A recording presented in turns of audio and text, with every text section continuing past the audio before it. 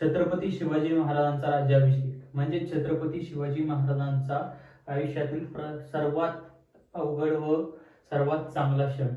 हा क्षण अवघड असा म्हणतोय मी, छत्रपती शिवाजी महाराजांना या क्षणामध्येही अनेक वाईट प्रसंगांना सामोरं जावं लागलं होतं. म्हणजे थोडासा राज्याभिषेकाला विरोध होता, परकीय सत्तांचे आक्रमण होते, तिकडे औरंगजेब बसला होता, आदिलशहा बसला होता. त्यांचा विरोध जुगारून छत्रपती शिवाजी महाराजांना शिवराज्याभिषेक करायचा होता.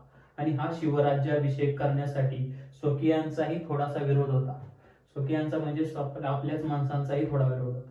आणि हा विरोध मावळण्यासाठी छत्रपती शिवाजी महाराजांना क्षत्रियत्व सिद्ध करणे, म्हणजे की जे शिवाजी महाराज क्षत्रिय आहेत का नाही हे सिद्ध करण्यासाठी छत्रपती शिवाजी महाराजांना कसोटीला सामोरं जायचं होतं.